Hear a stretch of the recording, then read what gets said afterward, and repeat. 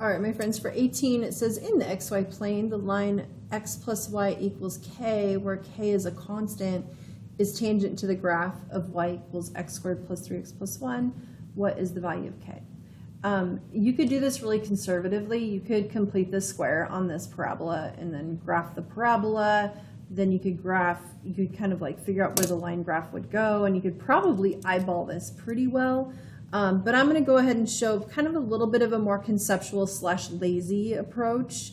And then if you hate it, you could do what I suggested just a second ago. So let's just imagine that this little piece right here is your xy plane.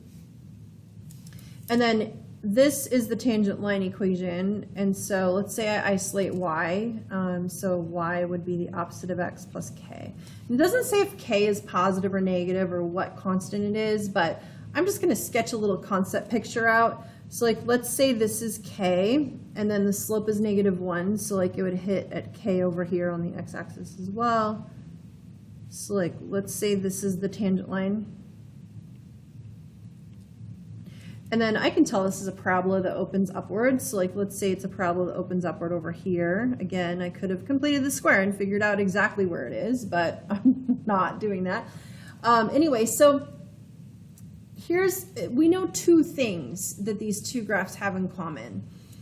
At whatever x value this is, the parabola and the line graph share the same slope, and they share the same y coordinate there, in addition to sharing the same x coordinate. But anyway, so I guess that's three things they share. Anyway, so because this function gets simpler when I take its derivative, I'm going to go ahead and go see how much I can get out of the idea of this line graph and this parabola having the same slope at that point, and it's going to help me figure out what x coordinate that is where they connect. So, so the slopes are equal.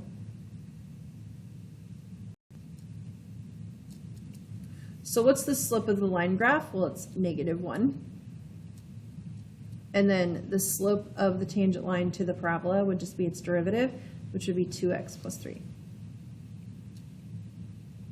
So then I'm just going to solve for x by subtracting the 3 and dividing by 2, and I end up with x equaling -2. All right, well, my picture makes it look like it's positive x value, and clearly it's a negative x value.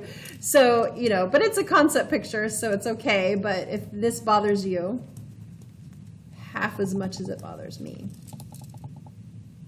then I'll just fix it. So k is going to end up have to be a negative number for any of this to make sense. And then here's a parabola opening upward, and like, let's say that this is -2 right here. And if I'd completed the square on the parabola, I probably would have figured that out a long time ago, but oh well. Anyway, so they connect at -2.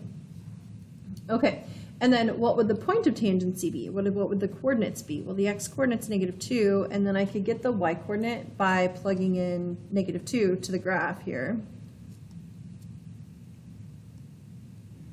So it'd be 4 minus 6 plus 1, which is -1. So I now know the coordinates of that point of tangency.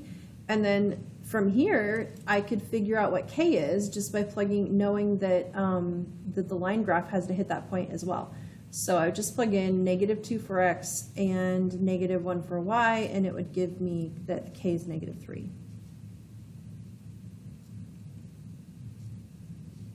So, boom. Hopefully that makes sense. Okay. Okay, let's look at number 20. This move is going to be super gold. This little move we're about to demonstrate here is going to be really helpful when you get to some of the FRQs that they'll put on the AP exam sometimes. So they want to know what's the sum of the series, and they give you an infinite series that isn't geometric, and it's obviously not telescoping either. And so what that means that this is either going to be the expansion of e to the x, sine of x, or cosine of x with a certain number plugged into it. So if you look at, so basically, hopefully you have those three memorized. If you don't, go memorize them and then come back and play the rest of this video. But the pattern that you see here is closest to e to the x. You can tell it's not sine or cosine because the signs don't alternate. and the powers of the natural log of 2 go from 0 to 1 to 2, so they don't jump by 2s essentially.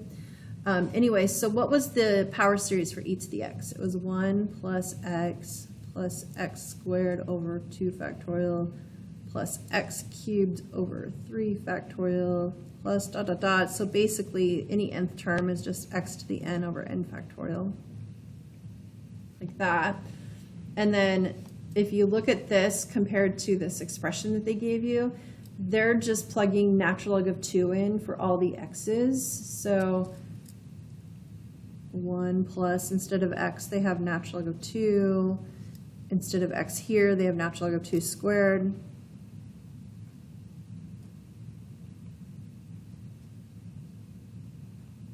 Natural log goes in for x there, etc. So this expression that they have is just e with natural log of 2 put in for x. And then e to the natural log of 2 is just 2.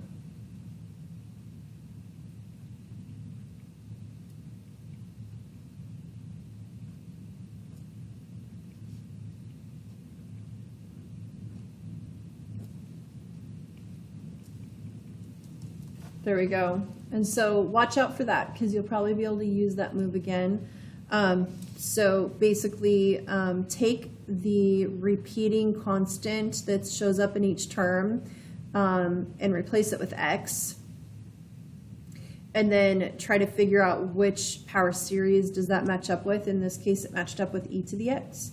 And then replace all the x's on the left and the right side of the equation with the constant that was in there instead of x. And then simplify that left side. Hopefully that makes sense.